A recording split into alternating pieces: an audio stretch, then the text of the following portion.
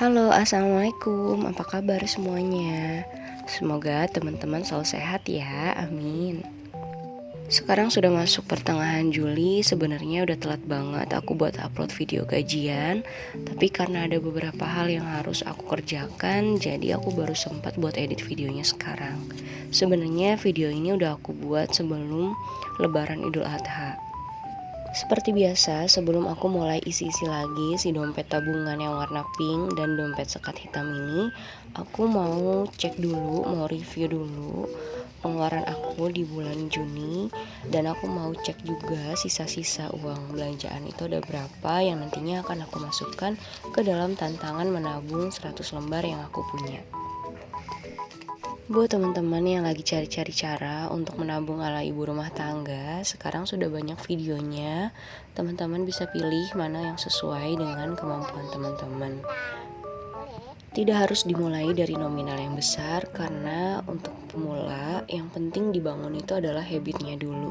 Nanti kalau udah terbiasa menabung, kita bisa ningkatin nominalnya perlahan-lahan.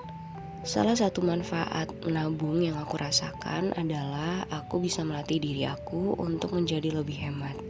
Jadi dulu itu kalau aku lagi punya uang lebih, yang langsung muncul dalam pikiran aku adalah barang apa sih yang belum aku punya dan aku harus beli. Tapi sekarang semenjak aku mulai menabung rutin, kalau aku dapat rezeki lebih, aku biasanya akan menyisihkan sebagian untuk tabungan. Dan selanjutnya aku akan menimbang-nimbang mana kebutuhanku yang menjadi prioritas. Kalau itu merupakan kebutuhan yang mendesak, maka aku baru akan pakai atau beli barang itu. Tapi kalau itu bukan kebutuhan yang mendesak, aku biasanya akan membuat tabungan lagi dalam bentuk sinking funds untuk membeli barang itu.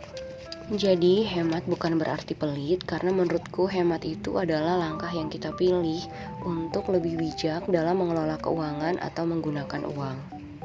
Apalagi melihat kondisi keuangan sekarang yang sedang tidak stabil, terjadi inflasi di mana-mana.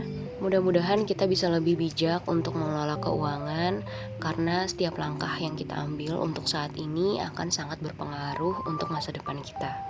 Karena kita nggak akan tahu apa yang akan terjadi di kedepannya, jadi menurutku penting juga untuk kita menyiapkan dana darurat. Nah, mungkin buat teman-teman yang dana daruratnya belum mencukupi seperti aku, kalau ada rezeki lebih bisa buat tambah-tambahan untuk masukin ke dalam dana darurat. Dan ini aku mau lanjut cash stuffing dulu. Ini adalah pendidikan anak aku.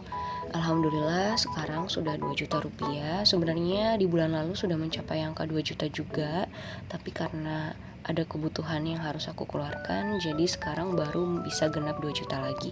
Oh ya, aku kurang tahu kenapa videoku ini gambarnya kadang-kadang suka ngeblur seperti ini, padahal aku udah setting seperti biasanya. Tapi mudah-mudahan teman-teman gak terganggu untuk menontonnya ya. Untuk dana pendidikan yang kedua itu jumlahnya Rp250.000, karena memang bulan lalu ada yang harus dikeluarkan. Dan untuk dana darurat ini alhamdulillah sekarang sudah Rp1.400.000.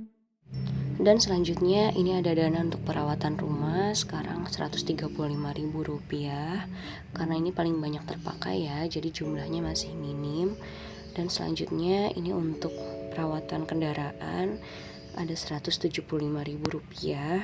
Untuk kategori hiburan dan liburan aku masih menabung dengan nominal yang sama, yaitu Rp50.000 setiap bulannya. Walaupun akhir-akhir ini jarang keluar rumah, apalagi semenjak adanya pandemi, tapi aku tetap mencoba untuk rutin menabung dana hiburan atau liburan ini.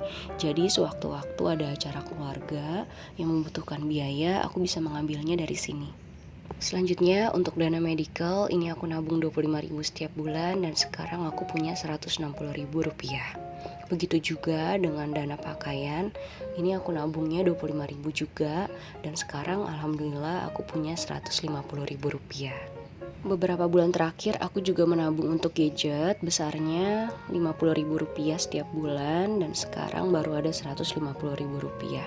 Gak apa-apa, menabung itu dimulai dari yang kecil dulu, yang penting rutin, lama-lama bisa terkumpul kalau kita bisa disiplin. Alhamdulillah semua pos untuk tabungan rutin aku udah terisi semuanya, tapi aku belum tahu juga nih di bulan depan apakah aku akan mengisi semua pos tabungan ini karena aku akan mulai membayar cicilan KPR yang pertama. Nah, untuk kategori tabungan rumah di bulan ini nggak aku masukin ke Pegadaian, jadi aku taruh di rekening aja karena kemarin dipakai juga untuk kebutuhan membayar DP rumah. Dan selanjutnya ini untuk orang tuaku dan mertua ini 500.000 setiap bulan. Dan ini listrik 300.000, masih sama seperti bulan-bulan sebelumnya, itu nggak ada yang berubah. Dan untuk wifi setiap bulannya Rp75.000. Dan untuk iuran sampah sebesar Rp25.000. Nah, jadi ini setiap bulannya pengeluarannya itu tetap ya, tidak berubah dan langsung habis dibayarkan. Jadi biasanya nggak ada sisanya ya.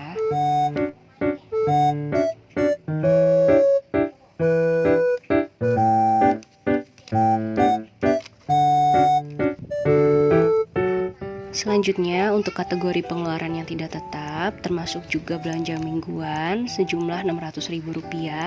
Biasanya langsung aku bagi ke dalam 4 minggu, masing-masing minggu sejumlah Rp150.000.